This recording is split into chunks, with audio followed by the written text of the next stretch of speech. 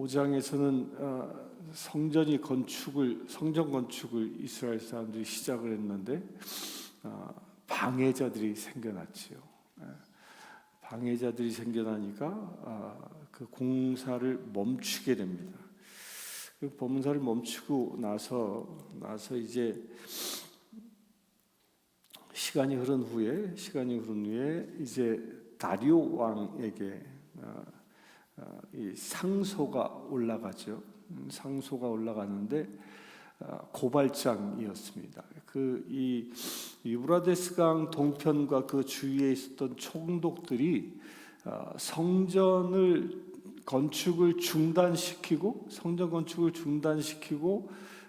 이 다리오 왕에게 상소를 올려서 이것이 진짜 이 왕의 칙령에 의해 한 것입니까? 라는 걸 밝히려고 했을 때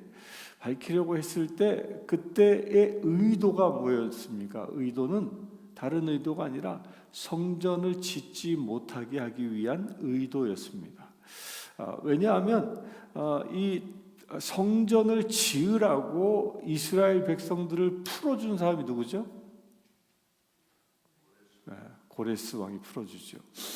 고레스 왕이 풀어주고 이제 왕이 바뀌었어요. 왕이 바뀌고 이 두 번의 왕이 바뀐 이후에요. 연도로 따지면 근 8년 정도의 세월이 지난 후에요.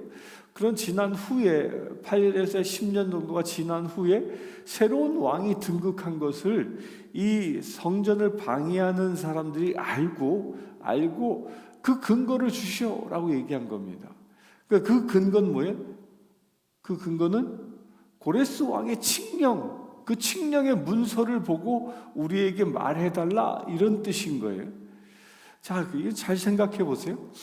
이때 당시 지금부터 약 한 2,500년 전의 이야기입니다. 2,500년 전에 왕의 명령을 기록한 책이 어떻게 기록되어 있을까요? 이때 당시는 양피지나 파피루스라 해서 갈대로 만든 그 종이나 아니면 양피지에다가 이 문서를 써서 그걸 똘똘똘똘 말아서 보관을 했거든요. 보관을 했는데 지금이야 뭐 인터넷으로 검색을 딱 하면 고레스 왕의 칙령이 뭐였지? 땅 치면 쭉 나오잖아요. 근데 그때 당시 그런 게 아닙니다. 창고에다가 보관을 한 거예요. 창고에다 보관했는데 그 수백 년 동안 내려왔던 그 모든 왕실의 문서들이 한 창고에 보관되어져 있는 겁니다. 근데 거기에서 이 고레스 왕의 칙령 하나를 찾는다? 이게 쉬운 일이 아닙니다. 게다가 그때 당시에는 왕의 문서를 보관하는 곳이 여러 군데가 있었다고 그래요. 이때 당시에는 왕이 여름 궁전이 있었고 겨울 궁전이 있었습니다. 그러니까 여름에 지내는 궁전과 겨울에 지내는 궁전이 달랐어요. 그러니까 이 왕의 기록 문서가 그렇게 다른 곳에 보관되어 있었다는 겁니다. 그런 곳에서 왕의 문서를 찾는다? 이거는 바닷가에서 바늘 찾는 바닷가 모래장 뱃사장에서 바늘 찾는 것과 같은 그런 일이에요. 그렇게 찾기 어려운 거의 불가능에 가깝다라는 것을 누가 익히 안 거예요? 성전을 짓지 못하도록 방해했던 그 총독 세력들이 알고 있었던 겁니다. 그러니까 이 근거를 분명히 다리오가 찾지 못할 거야. 그러면 이스라엘 성전은 지어질 수 없지라는 그 답을 알고 다리오에게 이야기한 것입니다. 근데 하나님의 놀라운 것은요, 하나님은 역전의 명수입니다. 역전의 명수예요. 그들의 이 간교를 아시고 그 바닷가에서 모래알에서 바늘 찾는 듯한 그런 기적을 행하십니다. 그런 기적이 어디서 나타나요? 2절에 보면 메데도 악메다 군성에서 한 두루마리를 찾았으니 거기에 기록하였으되, 메데도 악메다 궁성이라는 곳은 어디냐면 이 페르시아의 이 서쪽 지역에 있는 약 1800곳이 되어지는 고지대에 세워진 궁전입니다. 여기는 날씨가 서늘해서 여름에 여름 궁전으로 썼던 곳입니다. 그 궁전에까지 가서 이 두루마리를 찾아오는 그런 기적을 행했다는 거예요. 이 기적 중에 기적입니다. 이것 또한 우리는 쉽게 문서를 찾았나 보다 생각하지만요, 이때 당시 상황을 보면 찾을 수 없는 걸 찾아낸 거예요. 자, 한번 이런 생각해 보세요. 왕이 문서를 찾으라고 명령을 내렸어요. 근데 문서지기가 못 찾겠는데요, 없는데요 해도 그만인 거예요. 왜? 왕도 그 사실을 압니다. 이 문서를 찾는다는 게 얼마나 어려운 일인지 압니다. 게다가 문서가 없다고 해도 믿을 수밖에 없습니다. 왜? 왕이 직접 찾는 게 아니니까, 신하를 시키는 거니까. 그런데 누군가가요, 그 신하가 누구였는지 기록하고 있지 않지만 하나님께서 그 사람을 쓰고 계시다는 겁니다. 그래야 그 사람을 고레스 왕의 칙령이 기록되어져 있는 그 문서를 찾을 수 있도록 인도하셨다는 거예요. 인도하셨다. 이게 하나님이 하시는 일입니다. 저는 엊그저께 주일날 식사를 하고 나서 뭘 좀 보려고 폰이 어디 있나 이렇게 주머니를 찾아보는데 폰이 없는 거야. 이 폰을 어디다 뒀지? 어디다 뒀지? 그러면 저는 습관적으로 하는 게 있어요. 이렇게 뭘 잊어버리면 습관적으로 하는 게, 하나님 그거 어디다 뒀죠? 제가 어디다 뒀죠? 이렇게 물어요. 이렇게 물어요. 그러니까 하나님이 정확하게 기억하게 하시더라고요. 제가 이 방 테이블 위에다 이렇게 옷 갈아입을 때 이렇게 딱 놓고 온 것을 순간 딱 기억하게 하시는 거예요. 그거 어디다 뒀구나. 그거 가지고 찾아온, 정확하게 가서 있는 거예요.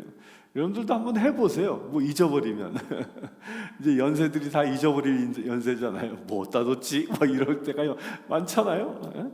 그럴 때마다 내 안에 하나님이 계심을 계시기 때문에 내게 꼭 필요한 것이면 찾아주십니다. 근데 필요 없는 거면 안 찾아주셔. 내게 꼭 필요한 건 찾아주시는 거예요. 그런 역사가 이 다리오 왕에도 일어났던 것입니다. 그런데 왜 하나님께서 이 다리오 왕을 통하여 두루마리를 찾게 하셨습니까? 그 목적은 하나님의 성전을 짓게 하기 위함입니다. 그러니까 하나님께서 이 고레스 칙령에 의하여 이스라엘 백성들을 풀어준 이유가 뭐였습니까? 이유는 하나였잖아요. 그들로 하여금 하나님의 성전을 짓게 하기 위함이었다라고 얘기하잖아요. 그 목적을 이루시기 위하여 이 다리오 왕을 또 하나님이 사용하시는 겁니다. 근데 더 놀라운 것은요, 이 다리오 왕에게 고발했던 사람들은 그 의도가 뭐였다고요? 성전을 못 짓게 하는 거였어요.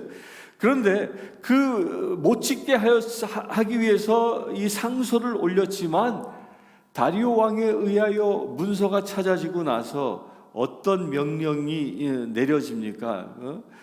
내려지냐면 그 오늘 읽은 말씀에 보면 이렇게 명령합니다. 그 총독들에게, 야, 이제부터 너희들이 성전을 짓는데 필요한 모든 걸 다 대라. 거기에 필요한 모든 재정을 다 감당해라. 심지어 뭐까지도 감당하라고 얘기합니까? 거기에서 필요로 하는, 9절에 보면 그들이 필요로 하는 하늘에 하나님께 드릴 번제의 숫송아지, 숫양, 어린 양, 또 밀과 소금과 포도주의 기름을 제사장들의 요구대로 어김없이 날마다 주라 하라고 얘기합니다. 야, 이게 하나님이 하시는 일이에요. 하나님의 성전을 방해해서 못 짓게 하려 했던 그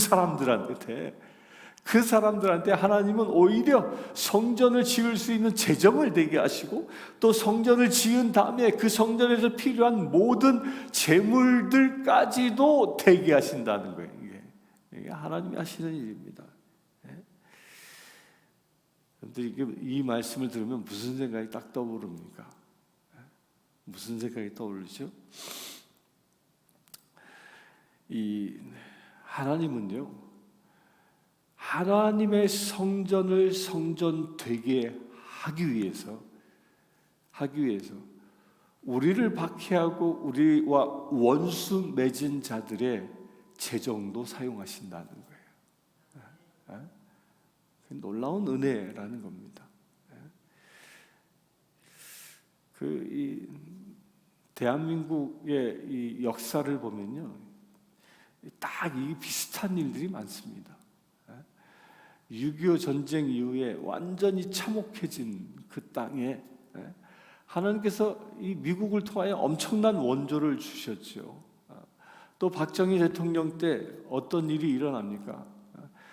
어떤 외국에서 뭐 일본서 원조 주고요, 또 심지어는 노동자들이 저 중동에 가서 노동해서 거기서 돈을 벌어오고요, 또 독일에 또 광부로 간 사람들이 돈을 벌어서 보내오고요. 그때 당시 사람들에게는요, 이런 일들은 상상할 수 없었던 일입니다. 그러나 대한민국 건국에 필요한 재정들을 하나님께서 그렇게 연결시켜서 보내게 하셨다라는 거예요. 그게 지금의 대한민국을 만들 수 있는 토대가 되지 않습니까? 그러니까 하나님이 하시는 일이 그런 겁니다. 하나님이 하시는 일이. 그 수많은 그리스도인들이 대한민국에서 그 새벽마다 기도했을 때 그 기도의 응답을 그렇게 하나님께서 만들어 가시는 것이요. 그 대한민국을 하나님께서 선진국으로 만드시고, 저는 늘 그런 확신을 가져요. 하나님께서 우리의 조국 대한민국을 왜 축복하시는가? 세계 역사상 유례 없이 일어난 사건이 두 가지 사건이 있어요. 그게 첫 번째 사건이 뭐냐? 유대 백성들이 1948년에 이스라엘의 나라를 다시 세운 것. 그건 역사상 있을 수 없는 일입니다. 2000년 동안 나라를 잃어버린 민족들이 나라를 다시 세웠다는 기록은 세계 인류 역사상 없었던 일이에요. 한 번 멸망한 나라는 끝이에요.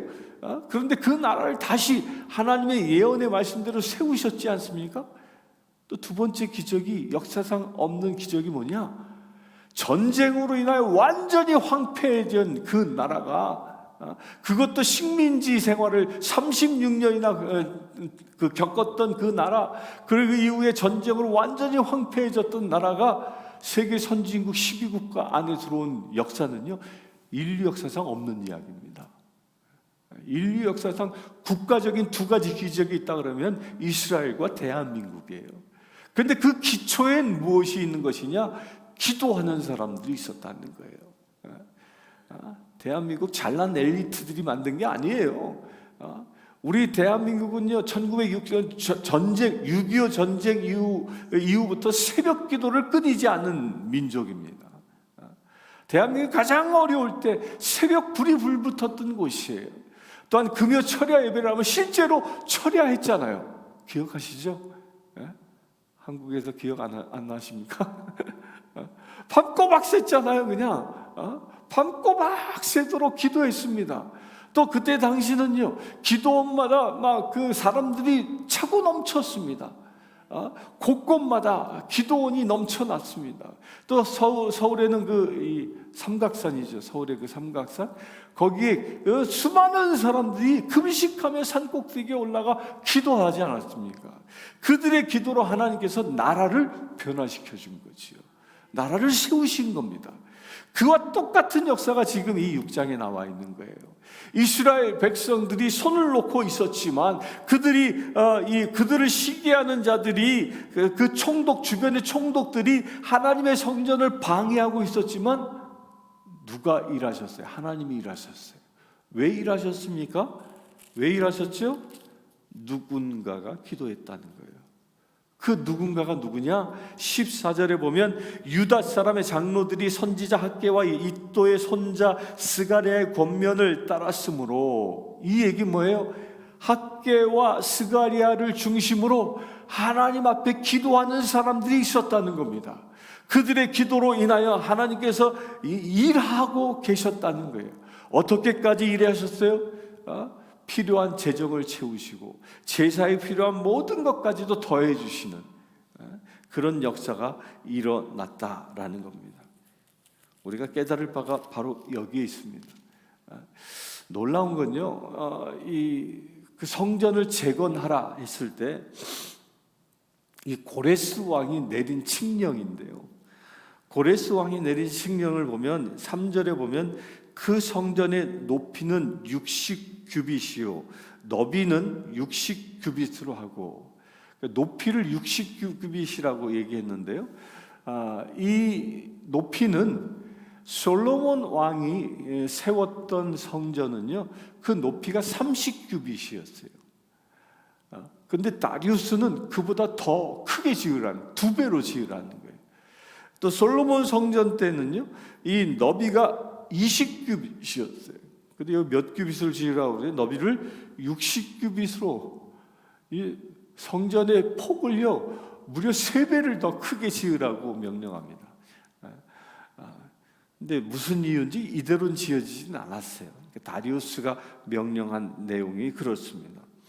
그러면서 10절에 보면 다리우스가 이렇게 성전도 크게 짓고 또 성전에 필요한 재정과 제사 드리는 모든 재정까지도 대라고 명령한 이유가 나오는데, 그 이유가 10절에 있습니다. 그들이 하늘의 하나님께 향기로운 제물을 드려, 여기서 그들이 누구예요?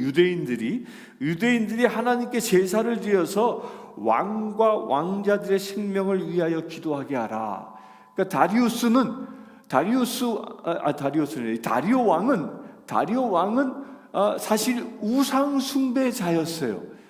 그 페르시아 제국 자체가 우상을 숭배하는 나라였습니다. 그러나 그럼에도 불구하고 이 다리오 왕은 누구를 안 거예요? 하나님을 안 거예요. 그러니까 다리오 입장에서 보면요, 고레스 왕의 칙서를 좀 찾아와봐 그랬을 때 어떤 생각을 했을까요? 진짜 찾아올까? 이 다리오도 다 알고 있는 얘기 아니겠어요? 이렇게 초대 왕 때의 이야기는커녕 바로 전대 왕 심지어는 자기 때에도 문서 하나 찾으려면 쉽지 않다라는 걸 잘 알고 있었던 거죠. 그런데 그 문서가 딱 찾아와졌다라는 거예요. 이 사건을 보면서 다리오는 무슨 생각을 했겠습니까? 저 유대인들이 섬기는 하나님이란 분이 이게 보통 하나님이 아니네. 정말 살아있네. 이런 기적을 행하네. 그러니까 고레스 왕이 이런 칙령을 내렸구나. 이걸 알고 하나님께 예배자가 되었다라는 거예요. 나와 내 왕자들의 그 생명을 위해서 기도하라. 또 더 놀라운 건요, 다른 부탁을 안 해요. 생명을 위해서 기도하라고 해요. 생명은 누구에게 속한 것? 하나님께 속한 것. 이 비밀을 다리오가 안 것입니다.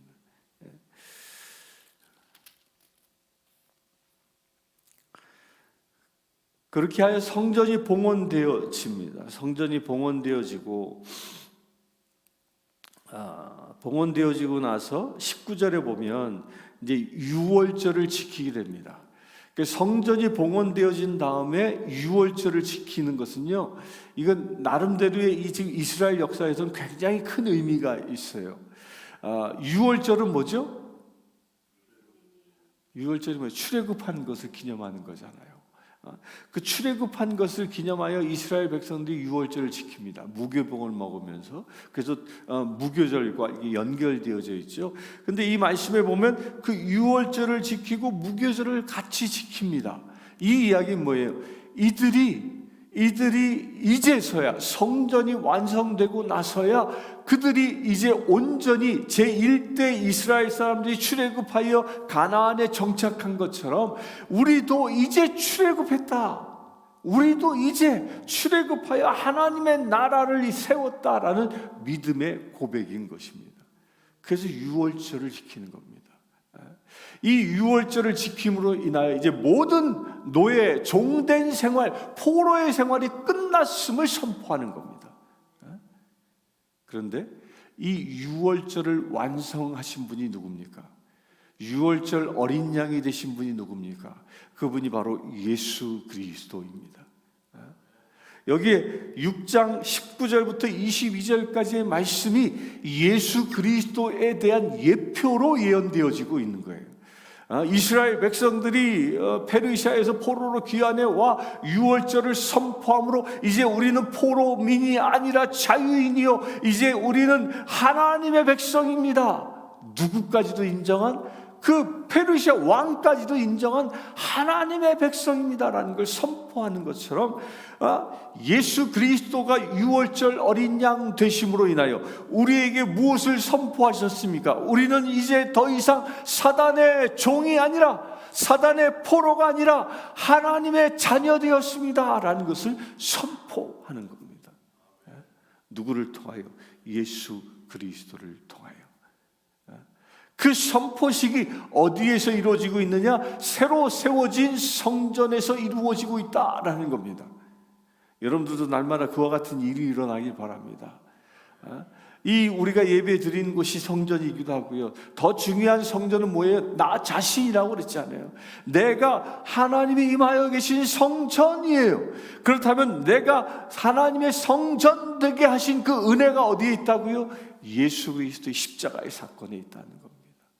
예수가 죽음으로 인하여 나로 하여금 하나님의 성전 되게 했고, 예수가 나 때문에 죽어서, 나의 죄 때문에 죽어서 내가 하나님의 자녀 되어졌다라는 거예요. 따라서 우리의 지금의 삶의 모든 공로는 누구에게 돌려야 합니까? 하나님께 돌려야 하는 거예요. 그 주의 영광, 하나님께 영광을 돌리며 사는 것이죠. 유월절을 경험한 사람들은 나의 영광을 드러내지 않습니다. 누구의 영광을 위해 살아가요? 하나님께 영광을 드리는 거예요. 그러나 유월절을 경험하지 못한 사람들은요, 끊임없이 자기의 영광을 위해서 살아가는 거예요. 여러분들은 어디에 서 있습니까? 유월절을 통과한 사람입니까? 아니면 아직도 유월절을 통과하지 못한 사람입니까? 내가 그렇지인가 그렇지 않은가는 하나 보면 알아요. 누구를 위하여 사는가를 보면 아는 겁니다. 우리가 유월절을 통과한 사람이라면 예수 그리스도를 위하여, 하나님의 영광을 위하여 우리가 살아가는 것이죠. 여러분들 인생의 목적이 그렇게 되길 바랍니다. 오직 하나님의 영광을 위하여 살아가 하나님께 영광 돌리고 하나님의 성전된 모습을 만천하에 드러낼 수 있는 저와 여러분들 되시길 축원합니다. 함께 기도하겠습니다. 고마우신 아버지 하나님, 오직 주님만 의지합니다. 주님께서는 우리로 하여금 당신의 성전 삼아주시고 온전히 주의 나라의 의로운 백성으로 살아가게 하심을 감사합니다. 아버지 하나님, 간구합니다. 오직 주의 마음을 가지고 살아가는 우리 되어지기를 원합니다. 정결한 주의 백성으로 살아가는 우리 되어지기를 원합니다. 주님께서 성전을 구별하여 주셔서 예루살렘에 새 성전을 짓게 하시고 그곳에 예배가 살아나게 하신 것처럼 아버지 하나님, 우리 각 사람 심령들마다 새 성전이 건설되게 하시고 우리의 삶이 온전히 살아있는 예배를 드리는 거룩한 믿음의 세를 되게 하여 주시옵소서. 그래 아버지 하나님, 우리가 예배자로 살아가기를 원합니다. 예배자로 살아가기를 원합니다. 오늘 하루의 삶도 예배드리는 거룩한 삶이 되어지길 원하오니 주님, 우리가 밟고 설고 머무는 곳곳마다 주님께 예배하기에 합당한 믿음의 제들 되게 하여 주시옵소서. 그래 아버지 하나님, 우리의 삶이 주님께 영광과 찬양을 드리는 거룩한 삶이 되어질 수 있도록 아버지 축복하여 주시옵소서. 그 일을 위하여 필요한 모든 것들을 채워주시고 오직 주님이 주시는 은혜를 찬양할 수 있는 거룩한 믿음의 제를 되어질 수 있도록 아버지 축복하여 주시옵소서. 이 시간 기도하는 모든 심령들 오직 주님의 영광을 위하여 살아가며 합당할 수 있도록 주님 동행하여 주시옵소서. 저 예루살렘 땅에 제2의 성전을 주께서 세워주신 것처럼 오늘 우리의 삶 또한 하나님의 성전이 세워지는 거룩한 삶이 이루어질 수 있도록 아버지 축복하여 주시옵소서. 우리 주 예수 그리스도의 이름으로 기도드리옵나이다.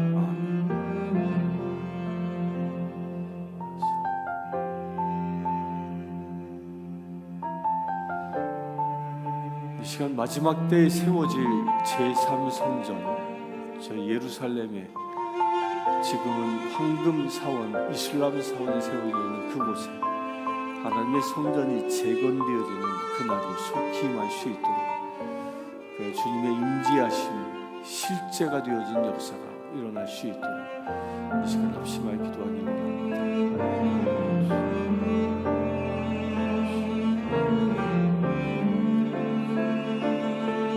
오 아버지 하나님 감사합니다. 주님께서는 2000년 동안 나라를 잃어버린 저 유대 민족을 택하셔서 다시 나라를 재건케 하심을 감사합니다.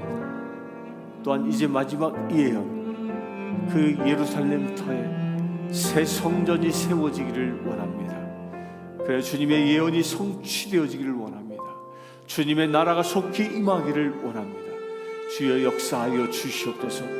사단의 모든 묶인 것들이 끊어지게 하시고 그곳에 하나님께 예배하는 살아있는 산 예배를 드리는 놀라운 역사가 다시 일어날 수 있도록 아버지 축복하여 주시옵소서. 오늘 다리오 왕의 역사를 통하여 보게 하셨습니다. 불가능해 보이는 성전 재건이었으나 하나님께서는 그들을 통하여 일하게 하셨음을 우리로 하여금 보게 하셨습니다.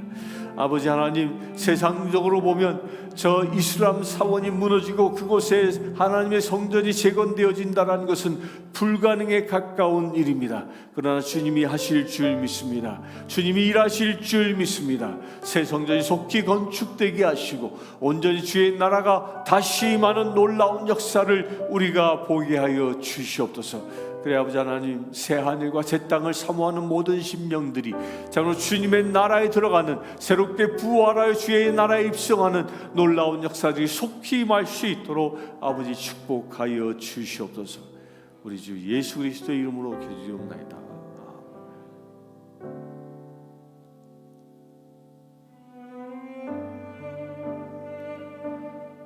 이 시간 각자가 받은 기도 제목은 축도 후에 하나님께 드리면서 새벽 기도를 마치겠습니다.